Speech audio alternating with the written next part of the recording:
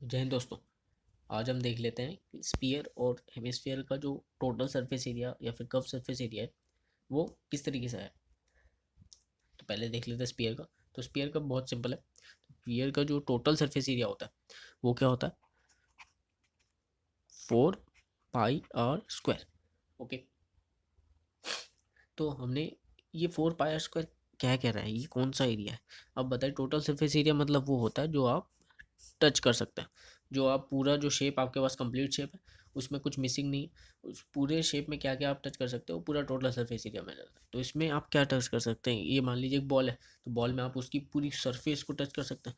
तो पूरी जो सरफेस होगी, बाहर की सरफेस जिसको आप टच कर सकते हैं, जो गोल सी है पूरी, उसको उसका एरिया है 4 पाई r स्क्वायर।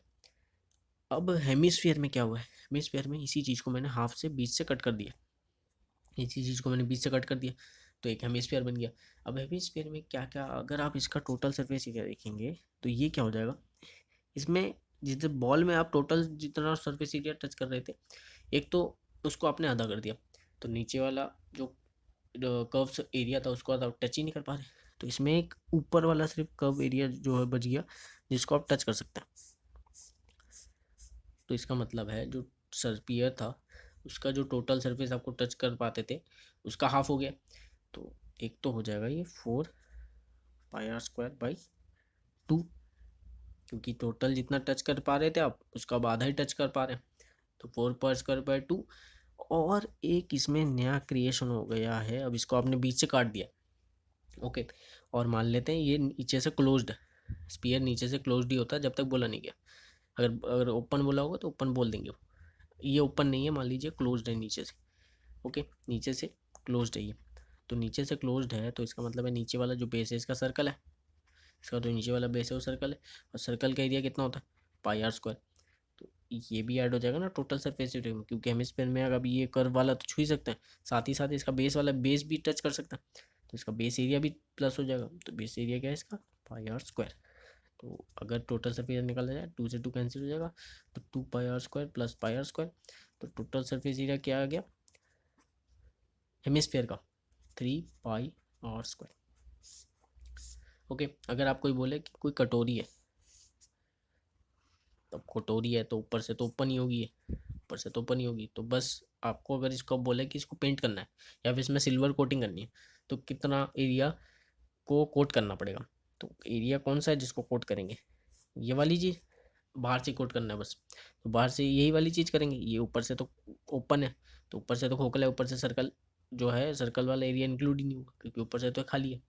तो बस साइड वाला ही लेंगे, तो इसमें इसका एरिया क्या हो जाएगा, 4 पाई r स्क्वायर बाई 2, स्पीयर का था, मतलब 2 पाई r स्क्वायर।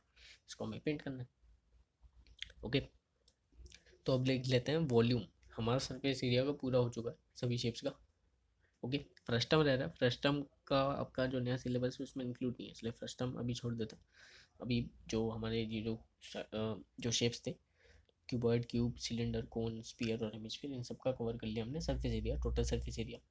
अब हम देख लेते हैं इनका वॉल्यूम। वॉल्यूम में इतना कोई परेशानी की बात नहीं है, वॉल्यूम में आपको डायरेक्ट फॉर्मूला याद रखना है, उसको ही हम समझ के अप्लाई करेंगे, काम हो जाएगा हमारा, हमें जल्दी क्वेश्चन सॉल्व करना आ जाएगा।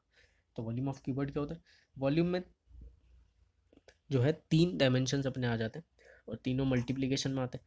तो LBH आ जाएगा volume of cuboid, length into breadth into height.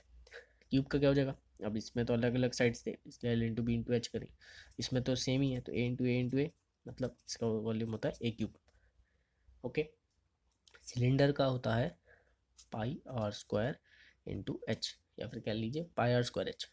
और कौन का, सिलेंडर से याद रख सकते हैं, इसका 1/3 हो जाता है, 1/3 pi r square H। Okay, sphere का होता है 4/3 पाई r क्यूब। और हेमिस्फीयर का क्या हो जाएगा, स्पीयर का हाफ। तो 4/3 को डिवाइड बाई 2 करेंगे तो 2 2 जा 4 कट जाएगा, नीचे ऐसे देख लीजिए 4/3 पाई r क्यूब, ये किसका है, ये तो है आपका स्पीयर का, इसका क्या कर देंगे, हाफ कर देंगे, तो 2 2 जा 4 कट जाएगा।